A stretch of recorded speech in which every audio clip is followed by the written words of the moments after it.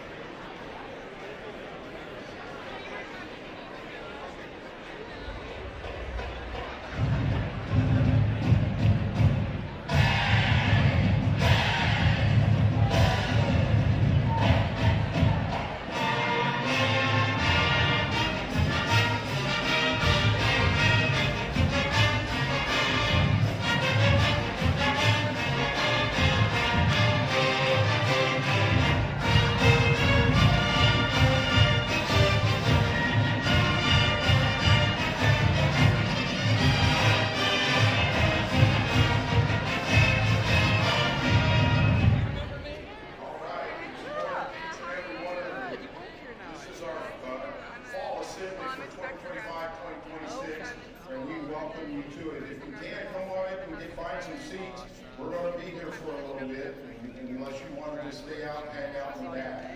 And we greet you on behalf of the faculty, staff, and now the students who are back on the campus. We greet you here for this fall assembly. I was thinking about it.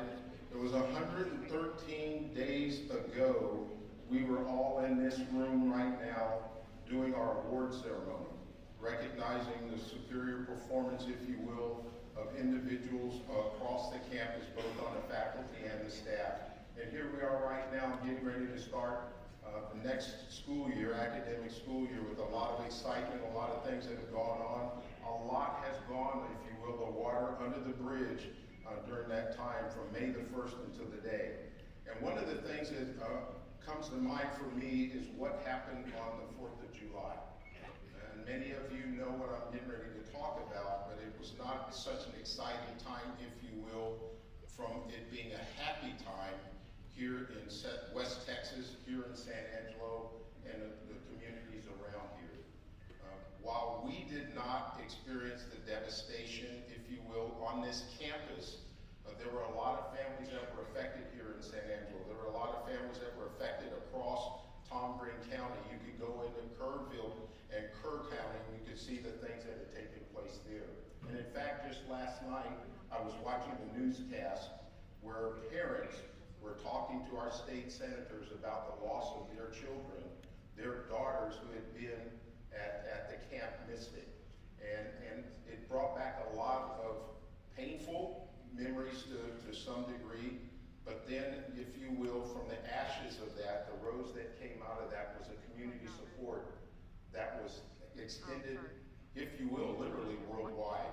And in fact, I've got to recognize people here at Angelo State, Dr. Ben Lyon and his folks, for what it was that they did in looking out for our students to find out who had been impacted. In fact, again, not necessarily on the campus, but in the city, and then parents of students and relatives of students were impacted. And then we go along with that to Vice President Jamie Meyer and her folks for helping to make sure that the students were still going to be staying in school. If they were not going to be staying in school, what was it going to take for us to take care of a member of the Ram family in that fashion? And then you cross over and you look at what was going on with Miss Angie Wright, our CFO, and you're going to hear her talk. I don't know how long she's going to talk, but that's a challenge that she and I have for each other right now. But you see her folks from Chartwells. Chartwells was helping out with food across the university out into the city of San Angelo. The police department extended and started working with the San Angelo Police Department in a great way in that fashion. And the thing that came to mind for me was community.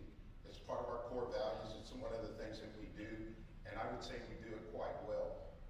And you saw that just an example after example after example going on here across San Angelo, but primarily at Angelo State University. But what was the most impactful thing for me was when we had a student that was online, not even close to this campus, came and wanted to help. They drove to San Angelo wanting to help and be a part of the Ram family. And that's the community that I'm talking about. But on behalf of those who lost loved ones, on behalf of those who have had a devastation of that sort affect them across their family line, I would ask that we have just a moment of silence right now in memory of them and in recognition. Can you all see camera one without flipping to it?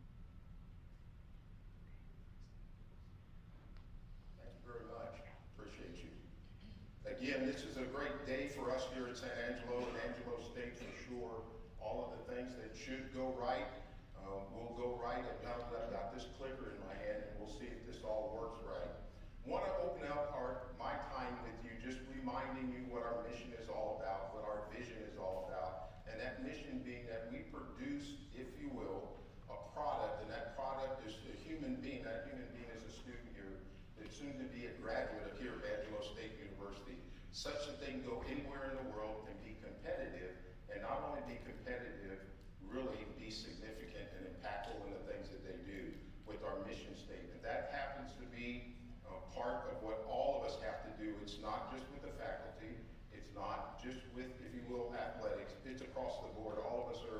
responsible for that mission statement and where we're going.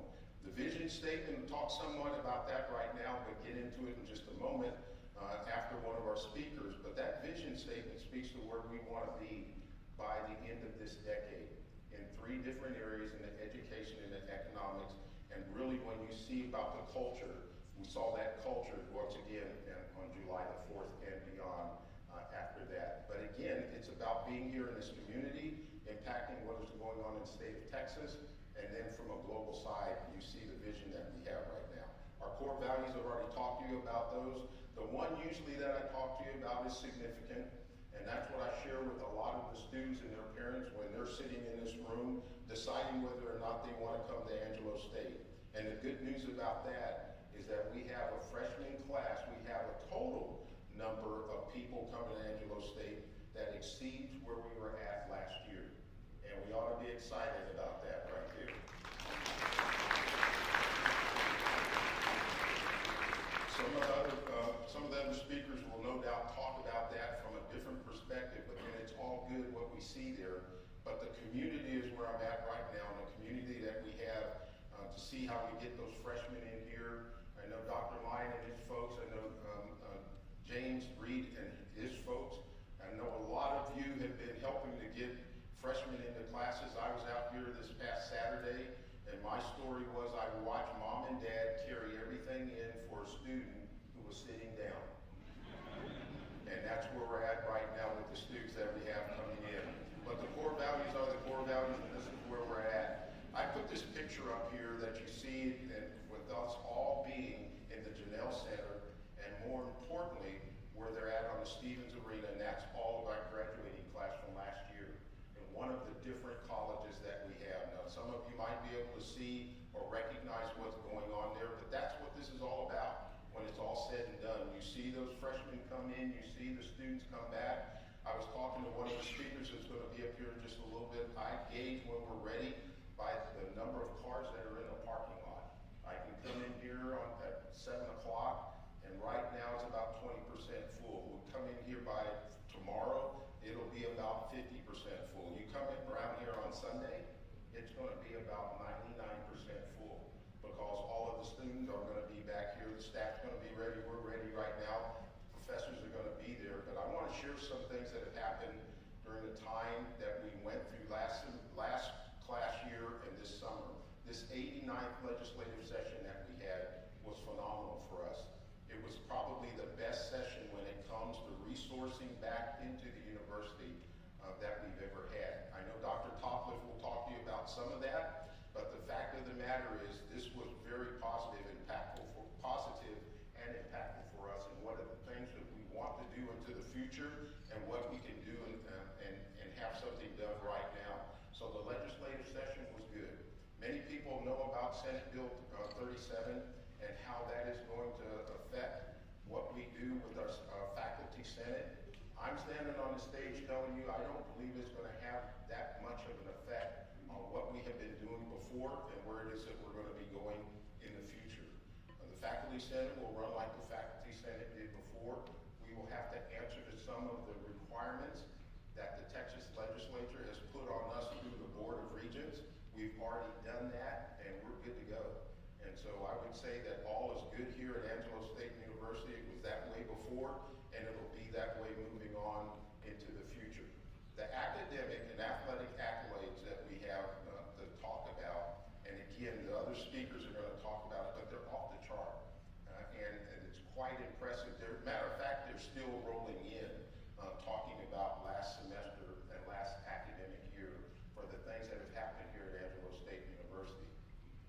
One of the things that I'm very, very proud of, the announcement's coming out today, and I'm going to tell you about it right now. Don't tell anybody I told you, but the students have already told us for the 17th time that this is the best college to be at right here. We're yet again with the Princeton Review being recognized for that, and that's a phenomenal thing for the students to be saying that.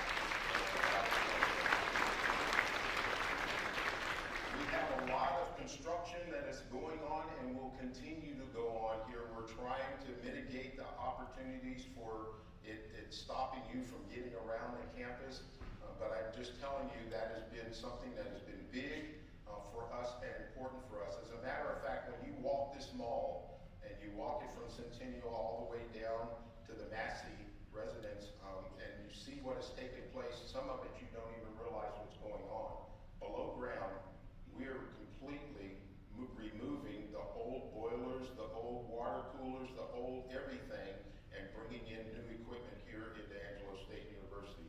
You don't even know that's taking place. It's $38 million worth of rework that is going on below ground. It's another city down there if you haven't been down there. And that is taking place. But then also things that are taking place above ground in the different buildings and more to come. So just ask you to be patient with us as we go through those, but recognize that the quality of this university is such that most parents that I run into when they're first year and when they're coming back say this is one of the best universities. It's well kept, clean, and we want to keep it that way. And I'm, again, recognizing Mr. Cody Gwynn and his folks that do all of that work for us. It's phenomenal what goes on. And yes, I'm usually sending them a love note probably twice a week, but they do get it all done, and they get it done in a professional manner, and we're proud of what it is that they have done for this university and the condition that we have. I told our guests that are here from Gartner, this is the oasis at the edge of the desert here in San Angelo and here in Tom Green County, and we're very, very proud of it. Our FY26 budget has been set. As a matter of fact, one of the things that we were able to do is continue to help and get pay raises such that we can lift all the boats, but lift people who haven't really caught up with where they need to be. And we continue to do that. And on behalf of everybody that's been in the quarterly budget sessions, our deans, who else is there? Well, we know you are Dr. Topless. There's who else is there? Department chairs. Department chairs are there. And more importantly, the staff is around there, and we went through this budget to the point that we were able to give out a percentage raise that we just haven't done back to back to back to back years here at Angelo State. In the last 4 years, we've been able to start lifting all of that. So we're very, very proud of where we're at with the budget. There's still a lot to go. And by the way, you've heard of us already purchasing the Nexus building at ASU up off of Knickerbocker Road, right by Sonic Drive-In. It was the old USAA data center. We purchased that, and know that money couldn't have gone towards pay raises. I'm just going to tell you that right now. If it could have gone towards pay raises, we would have put it towards it right now. So we're very, very happy for where we're at from a budget perspective, all the way back to the legislative session and everything in between. But wait, there's more. There are a lot of other people that need to talk, and that first person that's going to come up and talk is none other than our Vice President for Academic Affairs, Dr. Don Topley.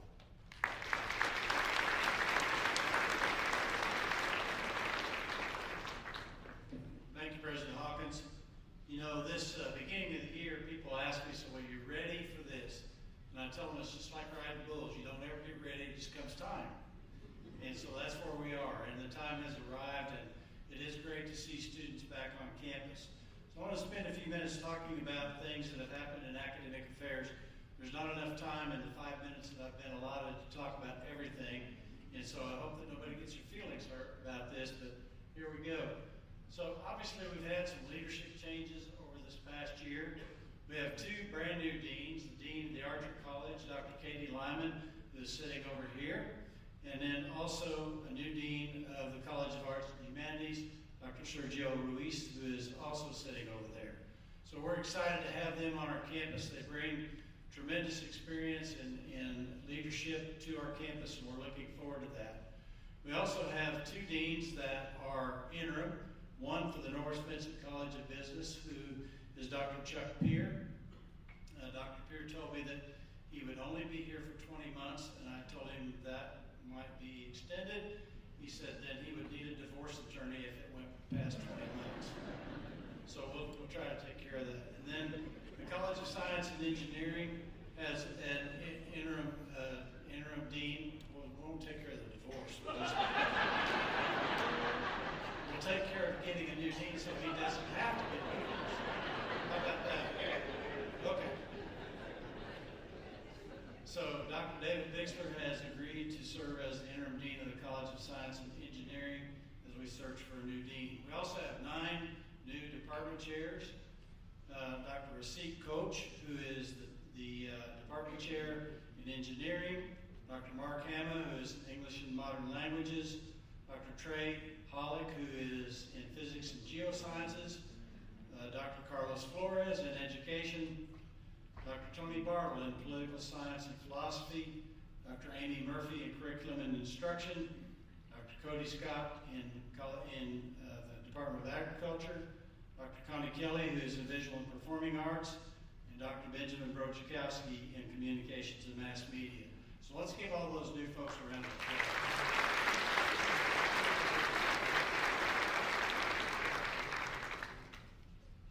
As I mentioned, we can't talk about all of the highlights that have gone on in academic affairs, but there are some that I do want to highlight. Let's start with the Norris Vincent College of Business. And I can tell you that the aviation program is flying high. Yes, pun intended. As a part of that, this fall, we're starting a new air traffic operations program, and we will be the first university in the state of Texas that has a collegiate training initiative. It's called ATCTI in the state of Texas. What that means is that students that graduate from that program do not have to spend 6 months in Oklahoma City. That's a good thing because it's not a lot of fun. At the FAA training center there, they can go directly into the hiring process and become air traffic controllers. We will soon be an enhanced CTI, which means that they will have an opportunity to go directly into a control tower without any further training. So excited about that. In College of Science and Engineering, we have a mobile STEM lab that will show up here in the next week or so on our campus. It is about a 40-foot bus that is wrapped in a very stunning ASU logo and that type of thing. And that will go across the region and across the state, recruiting students in STEM. This bus will be full of STEM activities for recruiting of all students, but particularly STEM. Gartner College of Health and Human Services has 2 new doctoral programs, one in social work and one in psychology. And then along with the new doctoral program in the College of Education, this brings the university to a Carnegie classification of a doctoral granting status. It's not more money, I wish it was, but it's at least more prestige. So we're very proud of that. College of Education, I mentioned the EDD and transformative leadership, but one that I think is extremely important is the Texas Two-Step program, which helps us increase the number of rural educators here in the state of Texas, which is extremely important, as most of us know. The College of Arts and Humanities, for the second time, the ASU band has been invited to march in the London, England, yes, that is England, that is across the pond, New Year's Day parade. So we're extremely proud of them. And the College of Graduate Studies and Research had record graduate enrollment last year. I can tell you that as of this morning, graduate enrollment is up 161 students from the 20th class day a year ago. That is a huge increase, and we're very proud of that. So let's give all of those colleges a hand.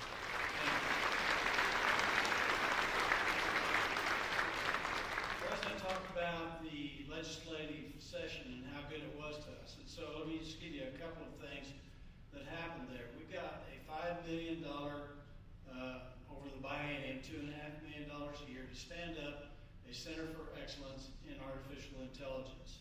He also mentioned the Nexus building that we've purchased down on Knickerbocker, and this Center for Excellence will be one of the things that goes into that building. We also started a master's and bachelor in artificial intelligence. This fall will be the first cohort in those 2 programs. And at our Regional Security Operations Center, which is probably many of you don't even know where that is or what it is. But we are protecting 70 clients right now from cybersecurity incidents across this region of the state. We are very quickly going to be at 100 clients and over 40,000 endpoints that we will be looking at with eyes on glass 24/7, 365. As a part of that, we got our new biennium funding from DIR, which is the Department of Informational Resources at the state. We got $11.8 million over the biennium, $5.8 million this year and $6 million next year. I could go on and on. We have a lot of things. I could spend the next hour talking about what all has happened in academic affairs. But since I only got 5 minutes and I don't want to get the hook, I'm going to introduce our CFO and Vice President for Finance and Administration, Ms. Angie Wright.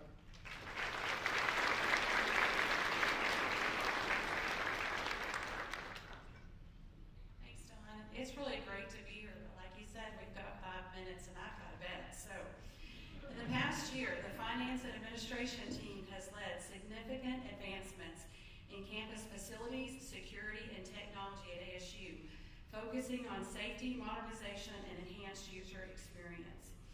This year, Facility Services will have completed 18 large capital projects totaling $31.6 million. Some of the more prominent projects include, Some of the more prominent projects include the Elta Joyce Murphy Auditorium renovation, ASU Aviation Facility, ASU Golf Clubhouse, and the Foster Field Video Board. Looking into next year, we will be completing the Meyer Museum expansion and continuing the central plant upgrades, among other projects. UPD has implemented, I keep going the wrong way. UPD has implemented AI software for campus security cameras, which include facial recognition and rapid search and review. Solving crimes on our campus has never been easier. One Card in Parking implemented the use of license plate recognition to aid in making our campus safer and eliminated the need to pick up name tags. Collaborations to upgrade door and mobile readers to use mobile credentials, improving the user experience and reducing dependency on the ASU One Card are expected to be live this summer in 2026. As laws and risks related to international travel have changed, we've made changes to our policies and processes, and we now globally track connectivity to ASU as part of our security measures. IT security education continues using our phishing campaigns. Did any of y'all click on the Chick-fil-A email? Talk about an awareness reminder. Earlier this year, we implemented student multi-factor authentication to maintain a solid user experience while adding additional layers of security. And as part of our layering of security, we are leveraging RSOC services for 24/7 monitoring. Our budget, finance, and contracts teams have implemented various tools and improved processes that focus on our campus experience. We've made it easier for the whole campus by opening the fiscal year earlier, so budgets can be loaded sooner, payments and student refunds can go out faster. You may have noticed a difference when submitting time, leave reports, or approving financial documents. We've upgraded the user experience in Banner Finance and HR. Our contract management tool will create campus efficiencies that span the lifecycle of all ASU contracts. OneStream has allowed us to provide financial information more quickly and a more user-friendly report for university administrators and managers. This tool will be rolled out to targeted users across campus in the next 6 months. This year, we completed replacement of the original house sound system in the Stevens Arena to improve the guest experience. We successfully debuted the new sound system at the May graduation. Next steps towards enhancing the Janelle Center Stevens Arena experience is the Wi-Fi upgrade slated for FY26. Additional planned service enhancements include Blackboard Ultra in the spring of 26 and enhancing communications with alumni and friends of ASU with a tool called CRM Advanced by February of 26. Our IT department completed 32 projects this year and more to come next year. Highlights include modernization of data and analytics technical environment to continue the build-out of campus dashboards. Example of one of our many dashboards can be seen on this slide. Ongoing work to support an AI Center of Excellence research program, collaboration for our new air traffic controller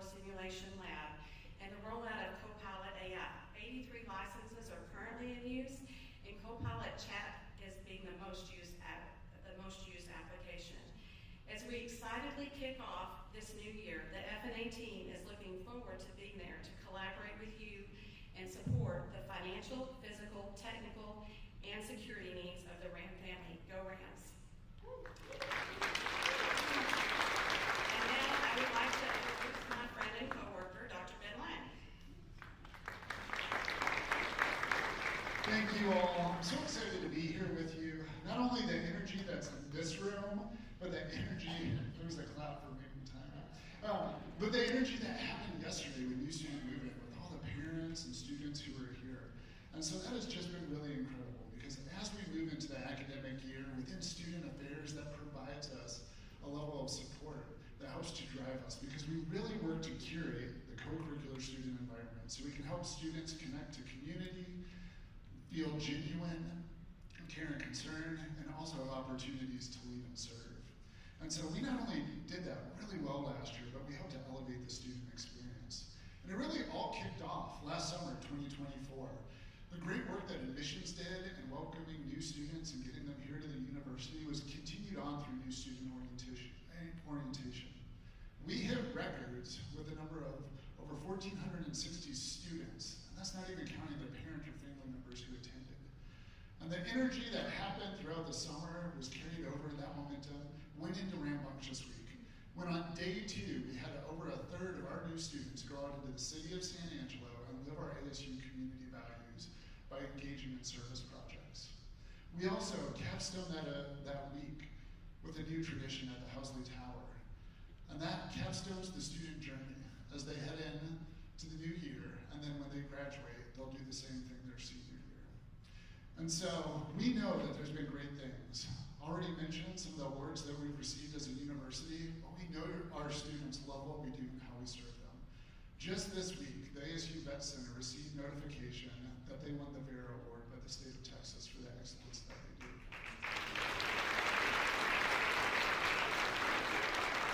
We also know that our students are finding that genuine connection to the care that we have for them. We have hundreds of referrals coming to our vet and care services. Our counseling services has expanded their capacity to meet the needs of students and taking on additional clients and patients.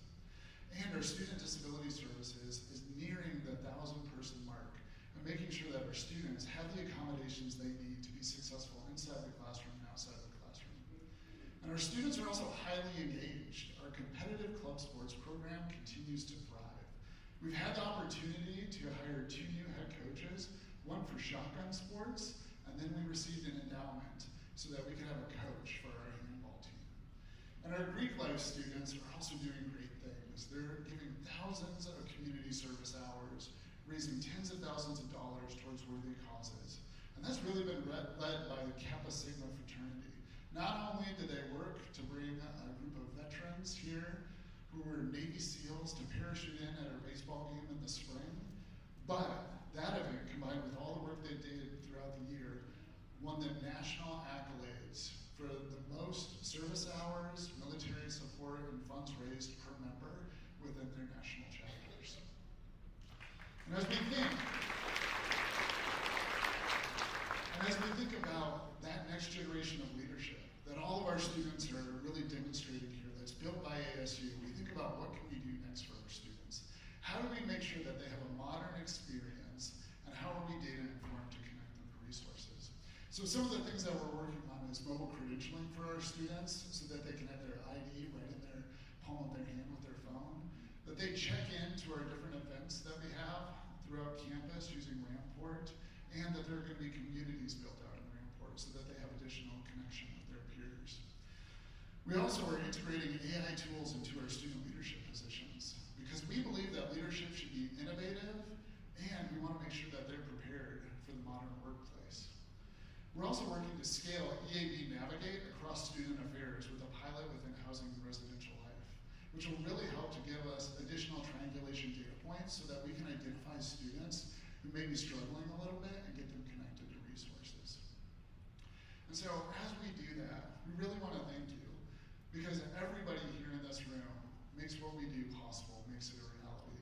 Our partners in external affairs, athletics, academic affairs, finance and administration, all of you help us bring this to life for our students, and we couldn't do it without you. And when I think of that whole of university approach, I really want to take a moment to pause and remind everybody about ASU Cares. ASU Cares is that front door to student support services. When a student's experiencing basic needs issues, mental health issues, maybe just academic disengagement, they can be referred over, and we have staff who provide a continuity of care, who do warm handoffs, and really do follow-ups with our students to make sure that they're successful. We worked with hundreds of students last year, and when the natural disasters hit this summer, we were able to quickly mobilize and respond to help make sure that those students stayed enrolled for the fall semester.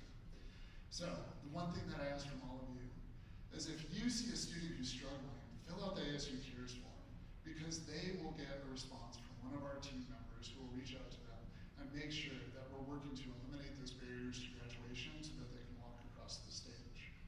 So thank you all for what you did last year, for what you're going to do this year, because I know, I think as much as you do, you truly make a world of difference to all of our students. So please help me welcome our outstanding athletic director to the stage, James Frazier. Thank you.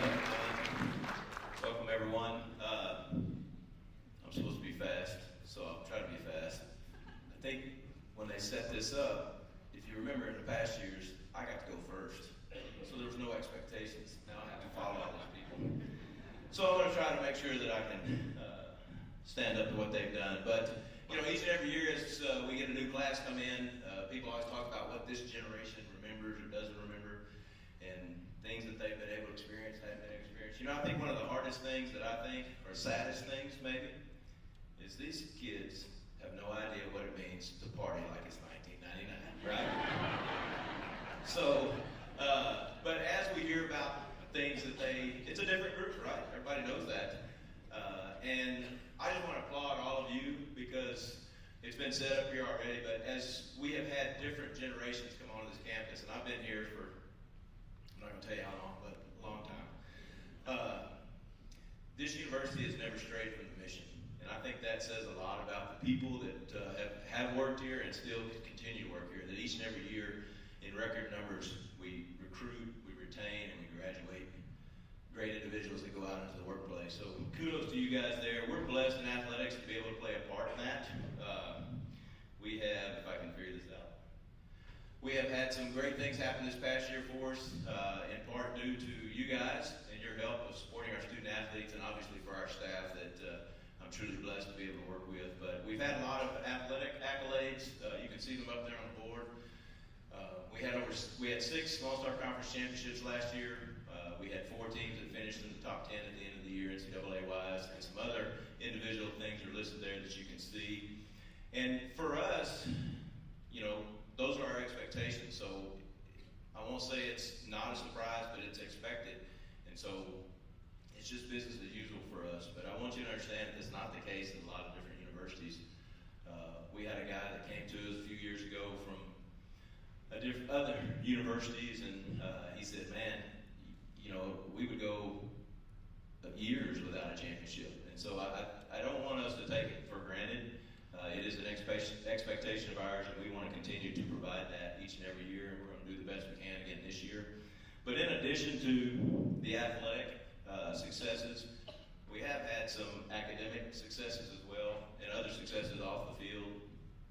We always have a great number of kids who graduate each and every year, and that is the goal. When we talk to our student athletes, that their number one goal when they come to Angelo State has to be to walk across the stage and shake the president's hand and get that degree, because that's one of the things that's going to allow them to truly be impactful in their lives as they leave us. We also get involved in the community, and you can see the community service hours we have there.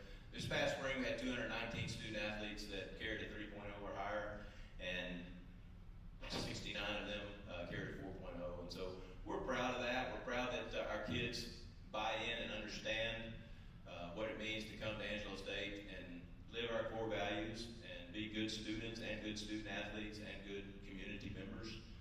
So we're proud of that. I'm proud of our coaches to be able to recruit those types of kids and the ones that fit here at Angelo State University. Appreciate all you guys for helping us out from that standpoint. We're not 100% perfect. The ones that aren't listed up here on the screen are the ones that are causing us to lose our hair and for our hair to turn gray. But we love them all, and they're all part of the Ram fam, and I appreciate everybody's help and supporting us in athletics, and hopefully you get out, see our games this year. Next up, we have Vice President of External Affairs, Ms. Jamie Meyer.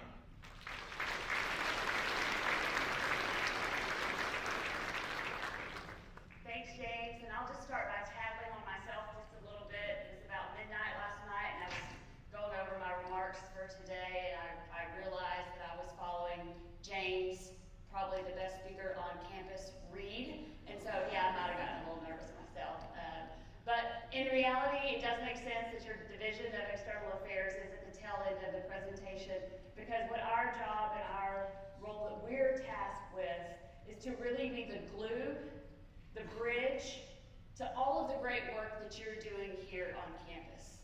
It is our job to help you with the outreach, the communication strategy, the recruiting pieces, the alumni and donor support, and the partnerships here that make the vision and the mission possible at Angelo State. I'll dive right in to the first area. I picked this area because it's a big piece of our strategic enrollment plan here at Angelo State, and that is our prospective student outreach and access department.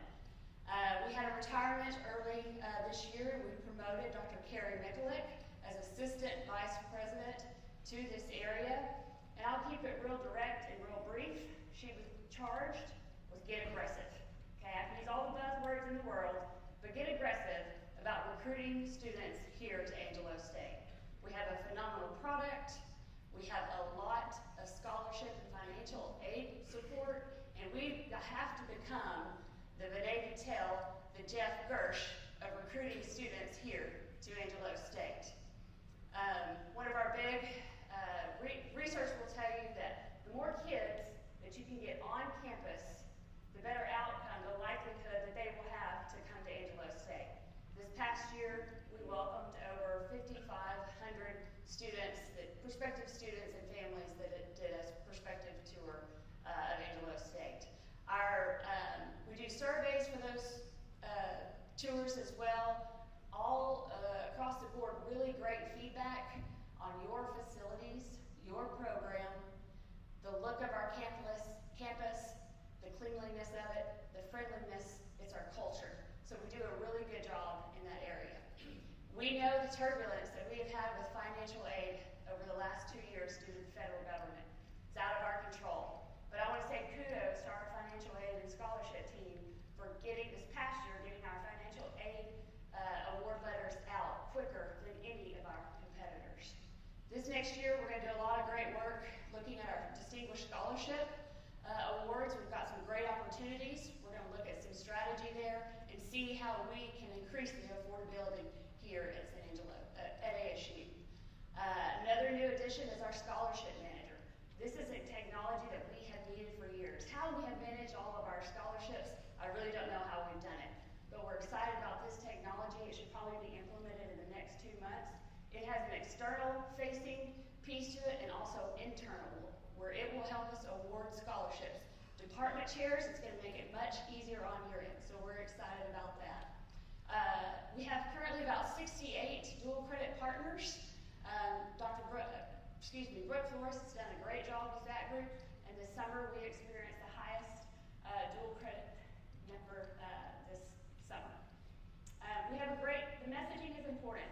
We have a great story to tell, but because of what we do each and every day, it leads right into the support that we solicit from our alumni, our community, and our donors. Give you just a brief update of our Leading the Charge campaign that we actually kicked off the public phase this very Thursday last year. Currently, we've raised about $104 million to our initial goal of $128 million. President Hawkins quickly raised that to $178 million, and we're focused on bigger, better number there. This past year, some of our priorities: establishing new endowments. We've established 10 new endowments. A couple of other campaign priorities that we have accomplished is $500,000 for supporting the Moon Lectureship. We have reached that goal, and we'll announce that pretty soon because we've got a naming piece tied to that that's exciting. We've also have a $500,000 endowment supporting the Writers Conference as well. On the athletic front, we have a goal of $5.2 million for an athletic endowment, and currently we're at $3.4. We had record success on our blue and gold auction that we held a couple of weeks ago, raising $620,000 for athletics for this year. So really great news there.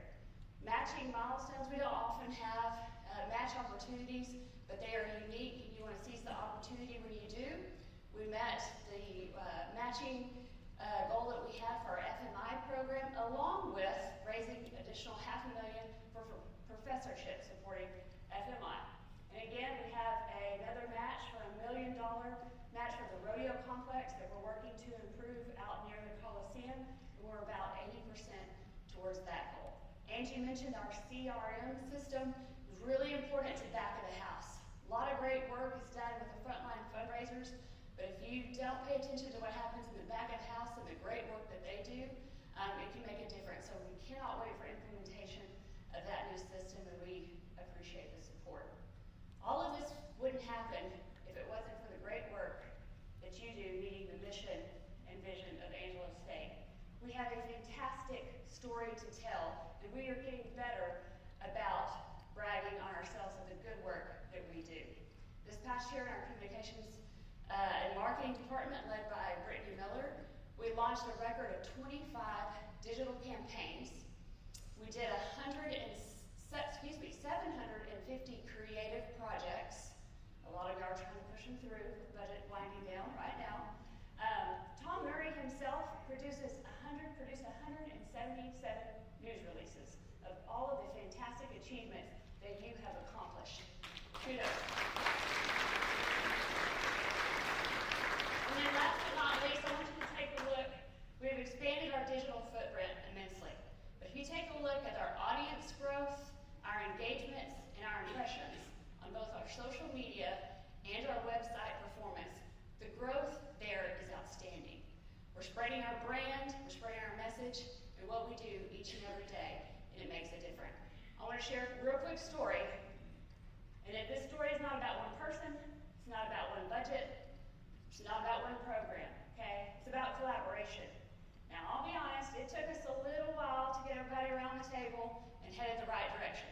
It might have taken us about 3 years, but we finally did it. We had leadership within the David L. Hirschfield Department of Engineering. We had our admissions team, we had our communications and marketing team, we had the transfer group, all around the table about how do we grow the engineering program. I'm excited, I know numbers are still moving. We launched the campaign in November, ran it through about March. Today, we're looking at the potential of a 13% increase in freshman students to engineering and a 7% increase in overall enrollment to our engineering program. That is from the collaboration of everybody on the team getting together to get working in the same direction, the same mission for Angelo State. So kudos to that. I will tell you, the bridge of external affairs, sometimes it is fast and furious, and it's kind of like driving down on a NASCAR race down the LA freeway, okay? But it's exciting. And in order to compete, and Gartner will talk about this here in a little bit, in order to compete, we have to be bold. We have to keep up. We're gonna have to be flexible, and we have to adapt to do what we need to do in order to continue the great success here at Angelo State. So buckle up. I look forward to working with you. It's gonna be a great year ahead. Congratulations to you. I'll introduce the next transition to talk about someone who always has their pedal to the metal each and every day here at Angelo State is our Chief of Staff, Ashridge. Thanks so much, Jamie. I'm not going to take much of y'all's time today, but I'm thankful to have a few minutes. And I'm going to take a liberty real quick. Could we get a round of applause for the first time we have RAM TV here today that's capturing this day for us? So thank you to these students. They were here before I was today at 7:30, so they've been here and making this all work. And I mention that because this is what it's all about, right? I have small kids at home, full disclosure, so when I'm listening to all this today, what I'm seeing is like building blocks of what's happening in each division. And sometimes it's harder to see the big picture, right? But that's why we're so thankful for this time, for y'all to see the work that's happening in other places that make it all come together. And so what it is all about is it's all coming together for these students like that are in RAM TV today. And so we need to celebrate that, we need to recognize that. And what I want to celebrate, and we did last year, but for the last time, we had a record enrollment last year, and it took work of every single one of the people in this room to make that record number enrollment happen. And that's so important because this happened in the midst of enrollment cliffs, many institutions across the country seeing a decline in enrollment. But there's something special about Angelo State. There's something special about every one of us in this room that is leading to increased enrollment. And looking at the data, we're not going to spoil anything, but this year's looking really good. So I just want to encourage you, keep this up, keep up the momentum, challenge everything, work as hard as you can, because our students deserve it. These students deserve it. And it's not just about the enrollment, it's about how many are we graduating of this class, how many are replacing in great high-paying jobs when they leave here. We're changing lives, and we're leading the charge for these students to the next better version of themselves. So we're so happy you're here. I'm going to hand it over to President Hawkins. Happy fall.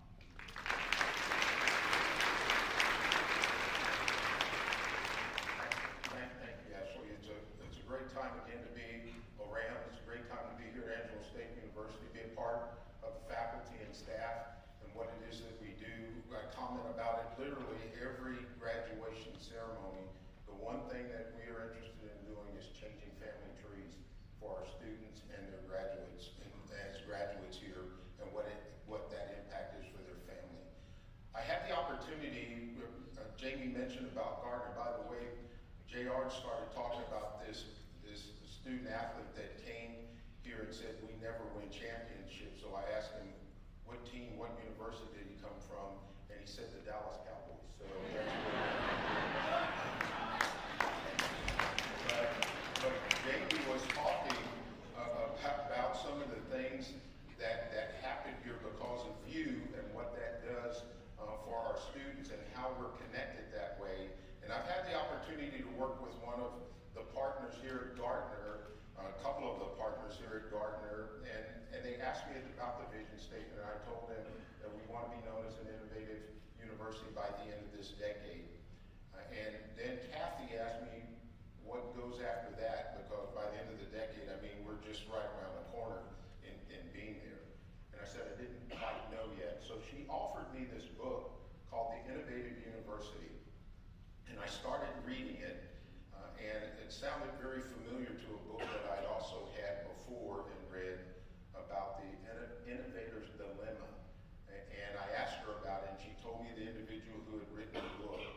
And then she introduced me to one of the other Gartner partners that lives over in the UK, and he looks at things from a different perspective with a different lens. Tony Sheehan. And more importantly, he's been able to talk to us, he's been able to talk to many on the cabinet about what it means to be looking beyond, if you will, 2030. And so I'm going to invite to the stage for just a moment the Vice President and Analyst of Gartner, Mr. Tony Sheehan, who flew in from the UK. He's never been to San Angelo, Texas.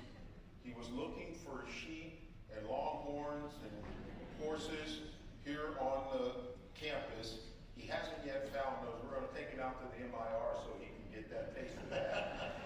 But truly, I want to introduce you to someone who's been phenomenal about opening our eyes, opening our aperture about what it is that we need to be looking forward to and looking forward into the future as this great university, and how we're going to hand it all over to the people who come in behind us. So if you would, please help me welcome Mr. Tony Sheehan.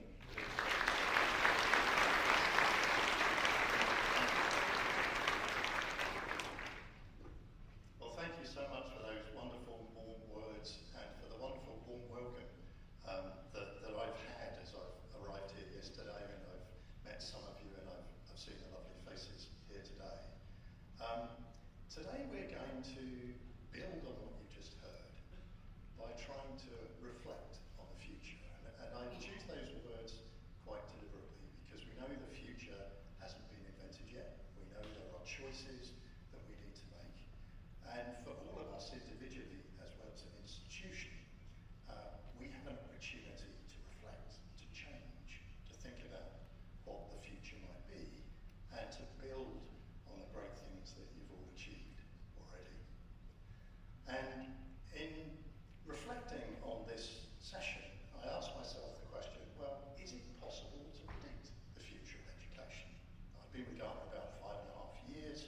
Each year we take thousands of calls from higher education clients in different parts of the world. We can make predictions, and I'm going to lean on many of those predictions today.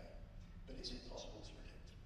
And I thought, well, I do what many people would do at the moment, which is to ask our friend Microsoft Copilot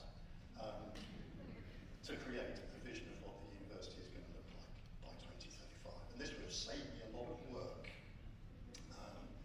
And what did the image come out like? Well, the campus it's not very inspirational, really, is it? I mean, we've still got buildings, we've still got people, we've got drones. So I thought, well, let's make it work a bit harder. Let's ask questions about the future of the classroom. And the future of the classroom has still got faculty, which is good news. It's still got students, which is great news. And mysteriously, it's also still got drones flying around. So what is the future going to hold? We need to use these kinds of visions, other data, to help us think. We do know that we're going to have different student experiences over the course of the next decade. We'll see the advent of new technologies. We'll see potentially new forms of higher education institution. So it's down to us to shape that. And so what I'm going to try and do with you today is really reflect on three things. So firstly, I want to reflect on the now and look at some outside-in perspectives in terms of what we're seeing, trends, behaviours, strategies from different universities across the country. Secondly, I want to then take us into 2035 and explore some of the predictions that we're making on that timeline before bringing us back to the present and thinking about some priorities and some actions that we need to take in order to help navigate the future. So with that, let's start in the present and let's reflect on the sort of roller coaster of changes that we've had in the higher education sector over the course of just the last 5 years. Because when we think of the pandemic and the pandemic-induced pivot to online, we thought this was unprecedented digital transformation. We thought this was unprecedented innovation. But we seem to have been running ever since with further pressures and further challenges. 21, we asked questions about the consequences of lost knowledge in K through 12 and lost student revenue in higher education institutions. 22, a lot of institutions focused on new student experiences. 23, we saw the rise of generative AI, and it continues to challenge our thinking in so many ways.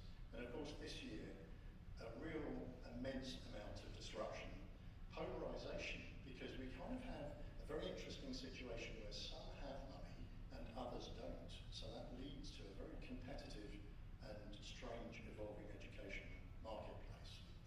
But it really feels as though so many things have hit the higher education sector at the same time. So if we think about drivers of change, we would classically think about technological, political, economic, social, and so on. And just stripping some headlines out of the education press, you can see that so many of these have hit us at exactly the same time. So we're in this state of multiple challenges, conflicting challenges, global challenges. But again, back to that word choice, we have an opportunity to shape a future that, yes, preserves the traditions of the past, but actually acknowledging these challenges builds a future for a new generation of learners. Now again, this was a moment of reflection for me. When I started to think about disruption in higher education, and I thought of the years that I'd spent in higher education before joining Gartner, I reached that moment of reflection where I thought, in fact, I picked pictured a particular faculty member who would have crossed his arms at this point, looked at me and said, but I remember a time before that was exactly like this. So the question is, haven't we seen this before? And at one level we have, because when we think of a phrase like reshaping the future of learning, sadly I'm old enough to remember the time when this newfangled technology called TV was reshaping the future of learning. And if we go through various decades, social media, e-learning, mobile phones, we can argue that's still potentially a challenge, how to teach the digital generation as opposed to how to teach the AI generation that lots of people are asking about now.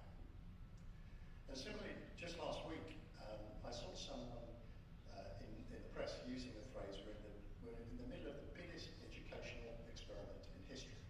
So I thought, well, again, I've heard that phrase before, so I Googled it, and I found that the first biggest education experiment in history was back in the 1800s.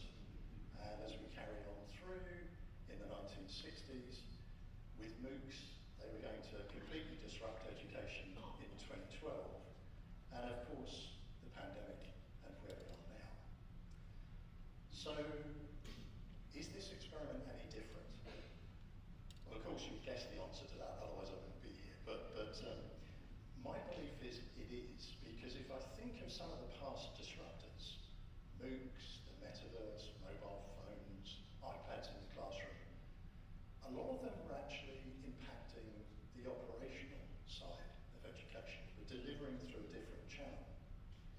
Whereas many of the recent things we've just described, the cumulative effects of 5 years of sector change, all of these drivers of change happening at the same time, the rise of new technology in education, they're really going right to the foundations of what we do. So we really do need to think very carefully about what that means for the future. How are institutions responding to this? Well, the reality, of course, is that many are overwhelmed. They're trying to find a way forward whilst being completely swamped with so much to do. But they're looking at strategies. They're asking questions about business and operating models. They're looking at where to prioritise investment, where to cut costs, where to drive innovation. They're looking at customers, both students and industry partners, in order to drive change.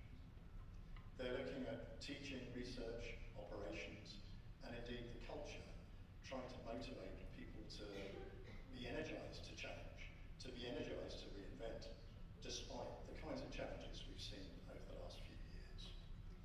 So multiple challenges of change, but I think what I would also reinforce is that point about polarisation that I mentioned a little bit earlier on. Because if we think of these 5 areas, there are again choices. Some will choose to have strategies around existing practices, others will choose to focus on reinvention. Some will choose to cut costs, and a lot are just cutting costs, not even optimising costs at the moment. Others will choose to try and innovate. Some will continue to focus on the student that arrives and graduates and pretty much never sees the campus again. And similarly with industry partners, or others will try and build relationships, build alumni, build the kind of network that you have here at Angelo State. In terms of teaching, research and operations, is it a traditional model? Are we cautious with AI? Or is it evolving, exploring, trying to embrace AI? And then of course with the culture, is it one of preservation or curiosity? And with the clients I speak to at the moment across the US and across the world, a significant proportion are still focusing very much on that left-hand side. But I think from the messages I've heard this morning, and certainly the conversations I've had here at ASU, you're very much towards the right-hand side of this, exploring the future, considering the future, and trying to then map out what that means for your pathway to the future. So bear that point in mind as we now start to think about higher education in 2035. Now again, what's higher education going to look like in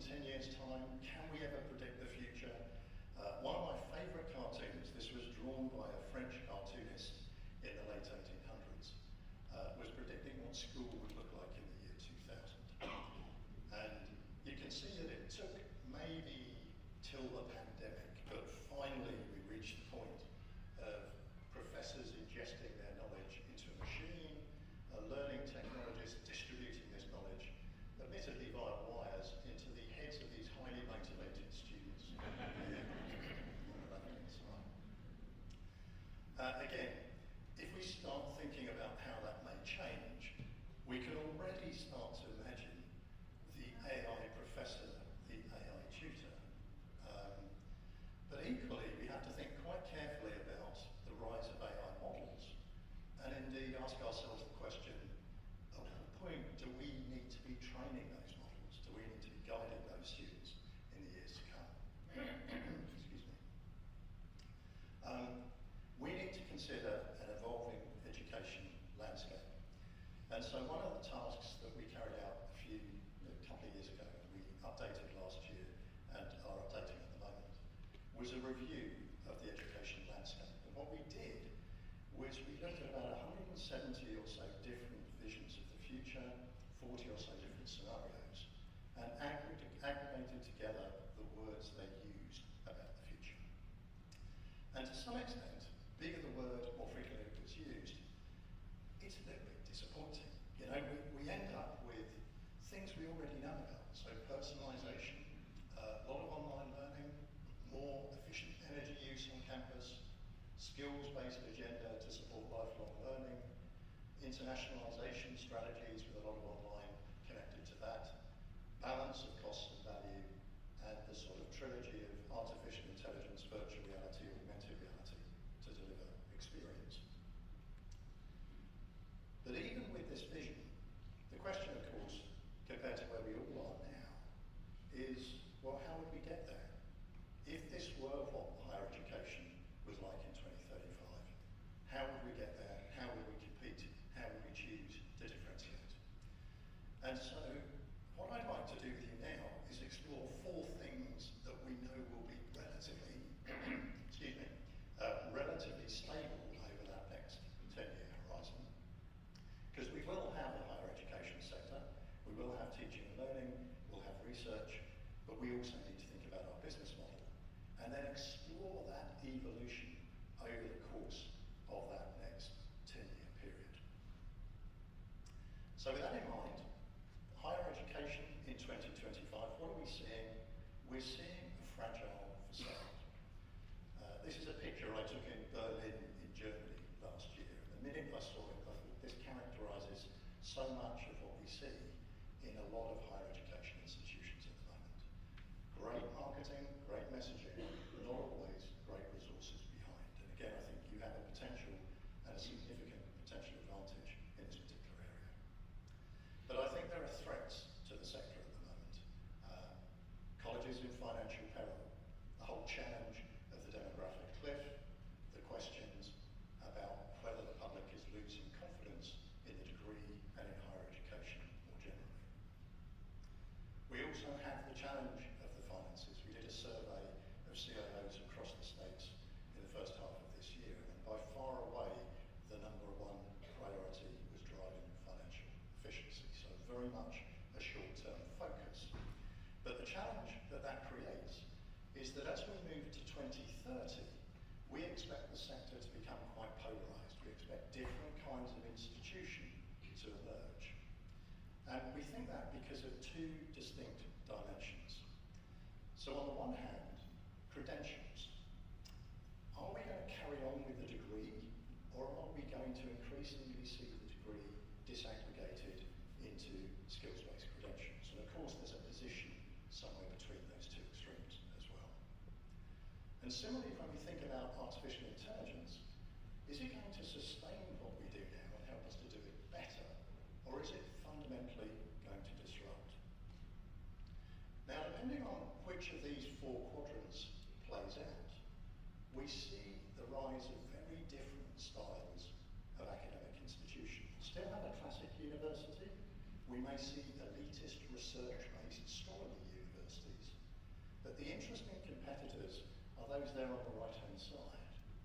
The possibilities of an individual just curating and collating and collecting their own stack of credentials to prove their skills, I think becomes increasingly possible in the next 10 years. How do we interact with that?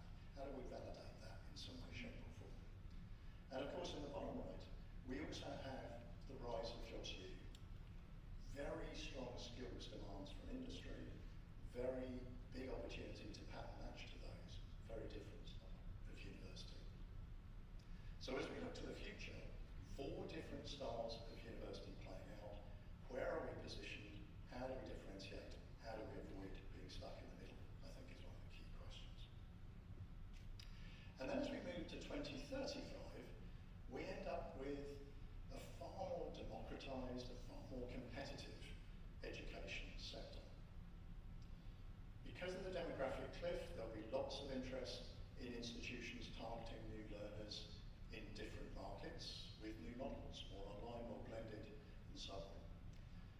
We expect one of the key competitive differentiators to be the quality of student experience. So student centricity and alignment to industry in terms of the skills question are going to be absolutely key to success. But as we move through that 10-year period, I think one of the interesting things we're also going to see is the rise of AI distributed knowledge. And that's really quite challenging. Commoditization of knowledge, distribution of knowledge, it starts to potentially also raise the prospects of AI teaching some of the fundamental foundational courses, as well as the rise of competitors coming from a whole range of different geographies. So many people moving online at the moment, looking to create credentials. Competition could come from almost anywhere. Now, if we carry on and go down that left-hand side and think about those other areas, teaching and learning in 2025, fascinating challenges around students and their behaviours. They want skills for employability. They want skills for lifelong learning. There was a study done by AACSB for business schools recently, where an enormous percentage, I think it was over 80% of students are demanding AI be taught in the business school curriculum. And of course, there's also expectations of student experience, and they will come to an institution that provides it. At the same time, we've got the questions about AI. 92% of students already using it in some form. The other 8% are probably not telling the truth. That could be wrong there. By 2030, we expect to see an evolution of approach as a result of this. So much content created with generative AI. We made this prediction last year, and already 70% looks on the low end, given the pace with which generative AI tools are making it to our desktops, to our phones, etc. And we expect to see an expansion of online and blended flexibility coming from that to support the needs of lifelong learners and industry learners, I think is a particular challenge. Where is this taking us by 2035? Well, we finally get to this vision of mass personalisation of education that we've talked to for many years. But I think to get there, that also raises some challenges. How well do we understand our students? How well do we understand their needs? How well do we pattern match those needs to support, whether it's from AI or more critically, whether it's from student services and student support? All of these things are still going to be critical, but they need to come together to create a very different offer in 10 years' time. Just 2 more down this left-hand side. For research, a lot of institutions reflecting on research and innovation at the moment. At the same time, a lot of technology companies really hoovering up loads of research into their models and then marketing deep research models, which we'll come back to a little bit later on. That's going to lead to a rethink about what research means in 5 years' time, where we really start asking questions about whether the corporate universities also start to think about more and more volumes of industry-specific research. We've started to see early signs of this in Europe and Germany in particular at the moment.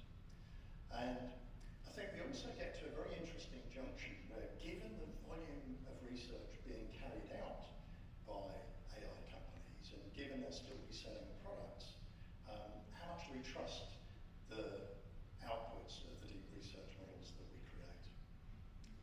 for us, that leads to, by 2035, a very networked model of research, where we'll have faculty, clearly still doing research, but we'll also have faculty in industry doing research, and we'll have very specialist AI-based models also influencing the research agenda. So really interesting cauldron of creativity there.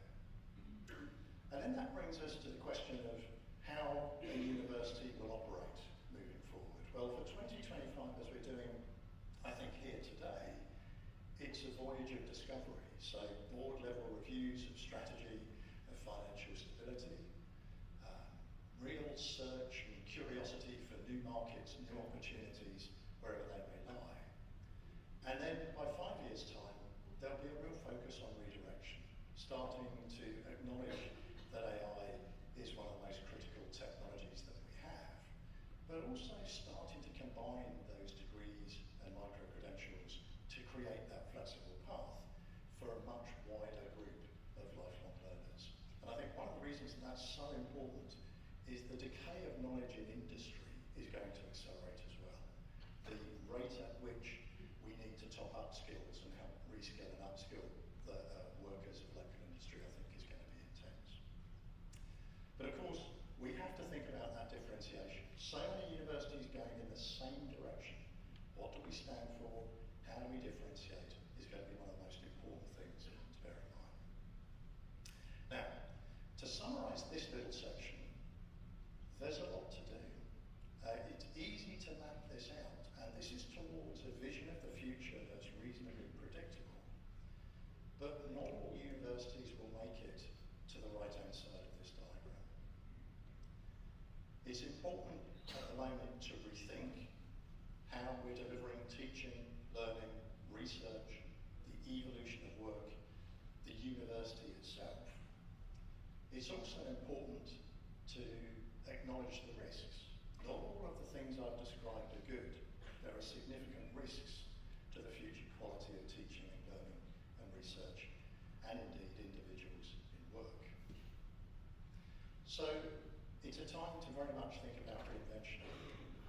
How we reinvent is our choice, and we need to choose to create a higher education future that builds on the wonderful values, value and impacts that we've nurtured in the past. And that brings me to my third section, and I'm keeping an eye on the time, Ashley. Am I right for a few? Three key priorities that I wanted to keep an eye on here today. One is student centricity, the second is the evolution of AI strategy, and the third is value and values. And I did not realise when I'd stand on stage here that I'd be surrounded by two wonderful things about the values, and neither did I realise when I went to the restrooms that I'd see it. But it's part of who you are, so we'll come to that at the end. But one priority that I really wanted to focus in on was student centricity, because in that vision of the future, genuinely understanding students, genuinely supporting students, genuinely being committed to students is critical. And one of the reasons for that is when we look at the data, there are a lot of challenges that students face out there at the moment. So as we start to map our way to the future, thinking about how we connect the evolution of work, the evolution of skills and competencies that workers need, and the evolution of our curriculum, what we teach, is going to be critical. So we need to nurture very flexible, very personal pathways in order to create value in this future world. President Hawkins mentioned this quote to me the other day. I don't Google anymore, AI the thing. And I thought it was such a lovely line in terms of student behaviour. But again, if we're really thinking about student centricity, we need to reflect on whether that's okay or not.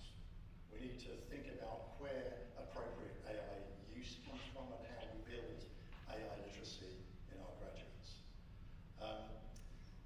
We know that students are using AI more than faculty in many institutions.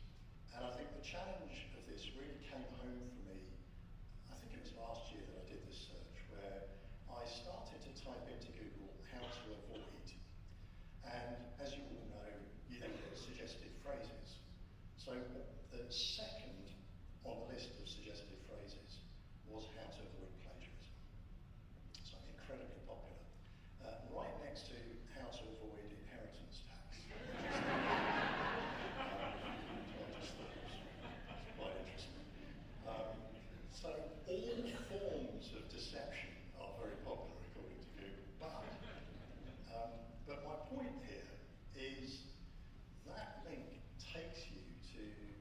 tools to avoid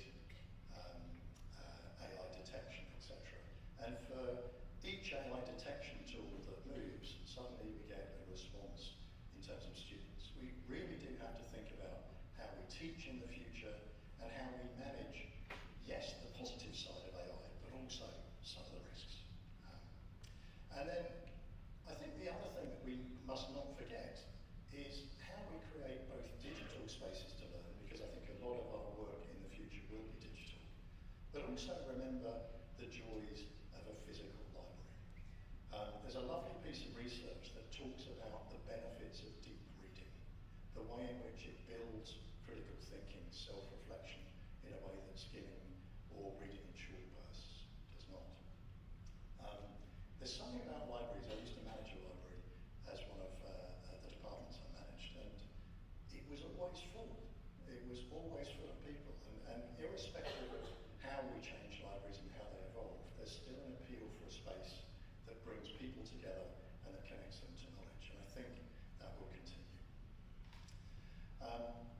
Many are looking at how to blend qualifications, insights, and build people that society needs. Central Connecticut State, as an example, are looking at partnerships with local employers, as you are. They're looking at getting faculty into those employers to teach very specific skills to support the workforce, as you are. And they're also then bringing that knowledge back into the curriculum as a key enabler of improving the digital literacy of those future graduates to help them get jobs in the local region. So I think that sort of cycle is really interesting. I think the other example that I wanted to bring up in this one was credentials, the rise of credentials. RMIT University in Australia, they encourage students, yes, to graduate with a degree, but also to graduate with a portfolio of credentials taught by local industry in the complementary skills, soft skills and so on. I do think that model is really intriguing moving forward. Two more things in this section before I just draw a few final words together. The evolution of AI strategy is very important. Gartner, many of you will be familiar with Gartner, but one of the things we do every year is we create something called the hype cycle, where across a whole series of industries, we look at how expectations move over time. And we know that there's a journey of new things are always very exciting at the beginning, reach a peak, then they disappoint, and eventually we get them to be productive. Now, if we think of generative AI in that context, after the release of ChatGPT, it accelerated to the top. But last year, expectations dropped because there were so many models, so many products, so many possibilities that people were overwhelmed. And of course, the parallel challenge is that across a university like yours, different attitudes abound. Some excited and gaining access to products, others very fearful and anxious about what this means for the job. And this year, generative AI has dropped down in the hype cycle, right down into that trough. A lot of people are disillusioned, a lot of universities are reflecting on the way forward. But of course, at the same time, the vendors are releasing a whole swathe of new products. So on the left-hand side, we've got new products like AI agents coming through all the time. It's going to be a critical technology because it's incredibly foundational and disruptive to the foundations of education. And so your exploration of this is absolutely vital. I think at the moment we see continued concerns. We see questions from many in terms of the early stage return on investment, but we see a persistent need to explore in order to find the way forward. The challenge of AI is about responding to exponential growth. We see the number of products growing exponentially, but outstripping the ability of institutions and individuals to monitor and evaluate those products. So there's an adoption gap. We see across institutions so many different challenging stakeholder expectations because AI will go into so many different parts of the business. But of course we can't pilot everything. So that leads to the risk of an innovation gap. And you need AI centers to think about that as a result.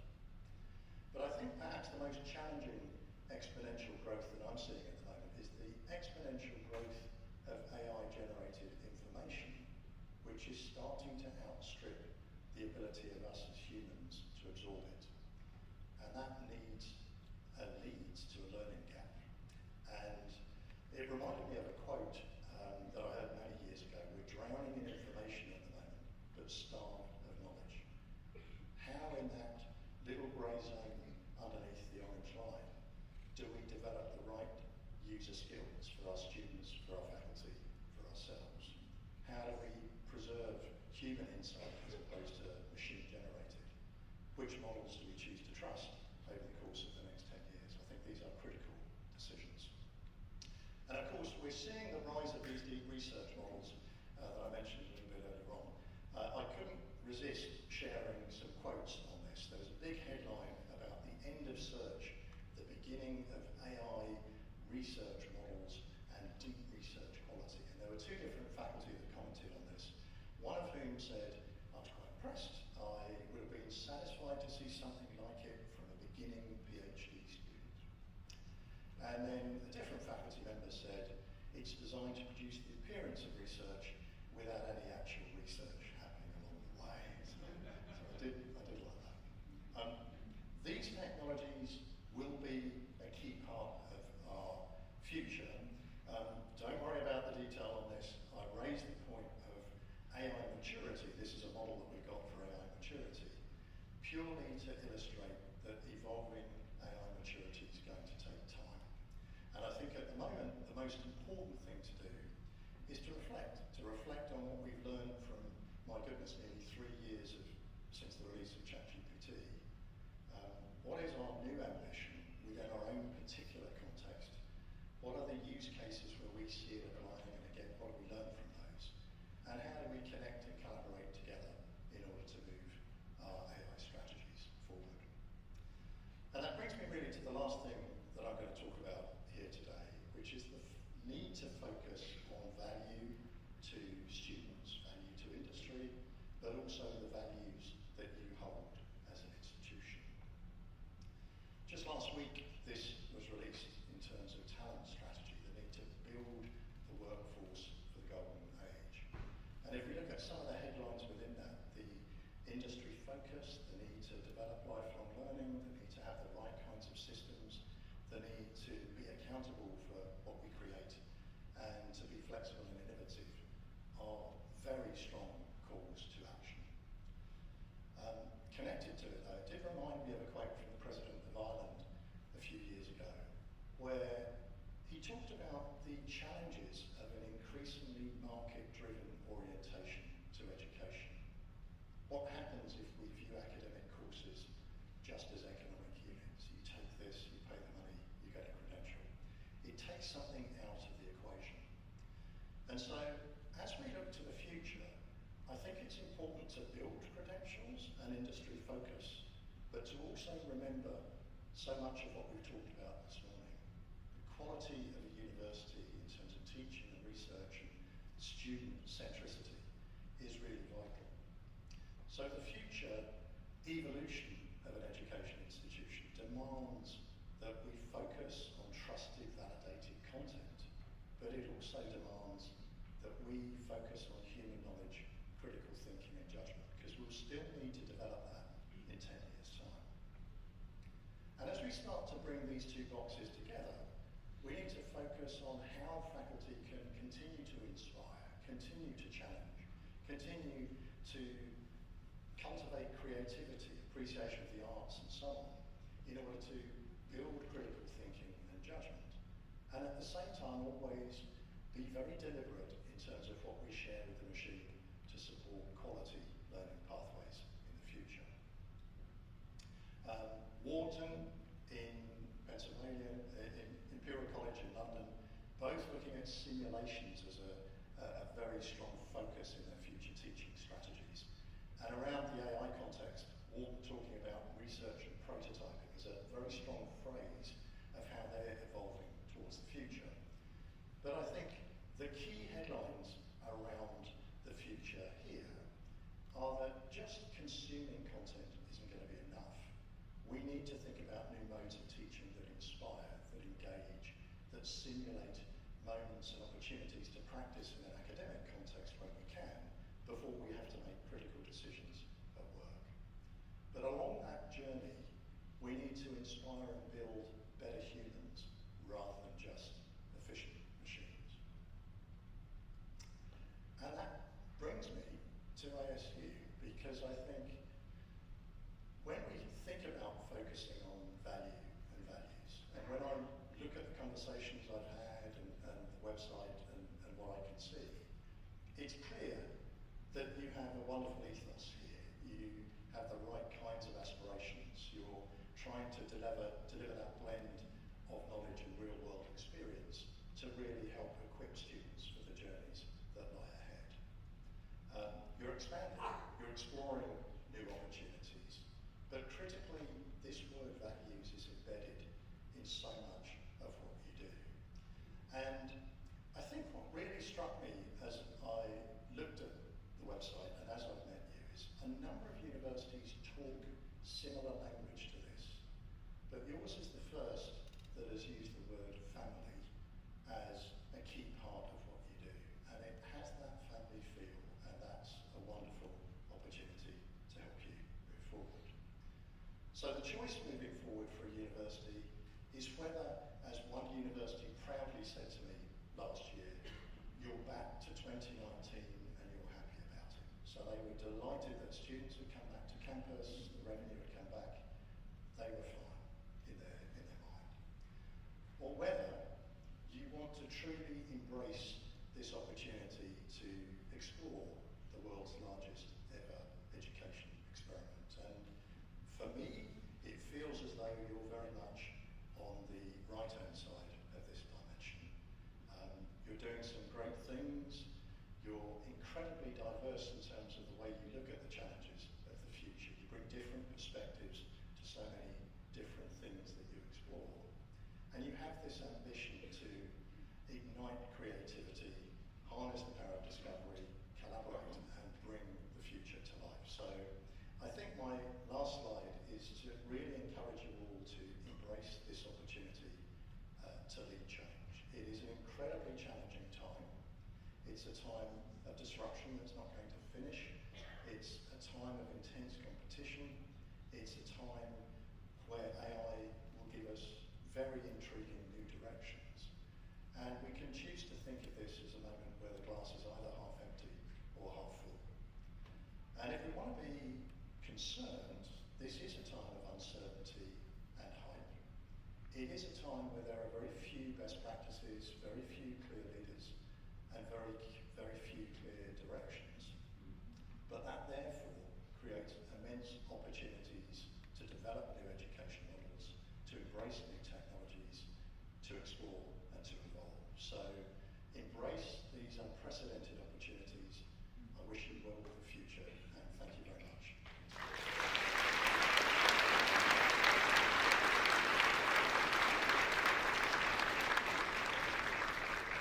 Tony, thank you for the time that you've given us in the presentation that we've had here. One of the things that we had offered to Tony and the folks at Gartner was that give an opportunity for Q&A for just a short period of time. If somebody might have something like that, if you would, all you need to do is raise the hand and we'll get the mic to you. But are there any questions that you might have towards the presentation you heard from Tony and or the vice presidents as well? Any questions and or comments that you might have? Okay, there's one in the back.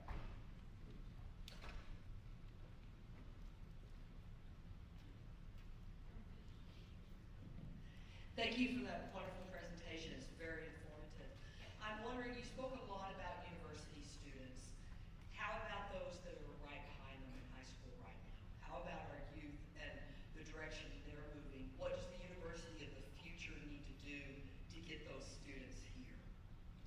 Fantastic question. Yeah, I mean, I think this is one of the biggest ticking time bombs that we face at the moment. I think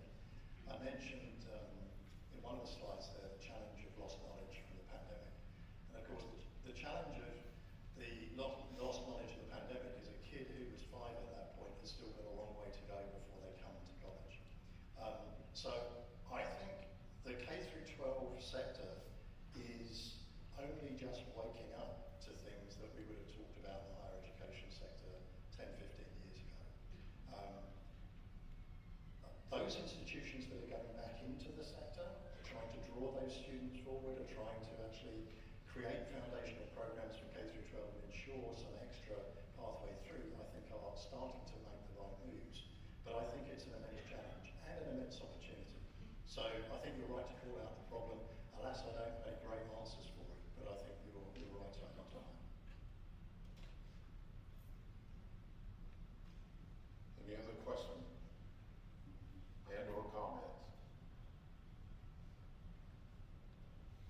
Well, we appreciate the time you spent with us right now. I also want to invite you back, if you will, at 4:30, 5:30, 5:30, 5 o'clock. Okay, 5 o'clock for food and drinks are not just coffee and water and tea. So if you know what I'm talking about there, that's what we'll be doing at 5 o'clock, from 5 o'clock to 5:30, and have an opportunity to visit yet again at our welcome back. Hear it, and that's when we have the lamb chops, or the lamb pox, and you know what I'm talking about there too? Okay, so that's where we'll go there with the food issue there. But hope to have you back during that time frame and fellowship together, and more importantly, getting ready for us to get started with the academic year 2025 and 2026, and move forward from there. Welcome back. Look forward to seeing you then. Thank you very much.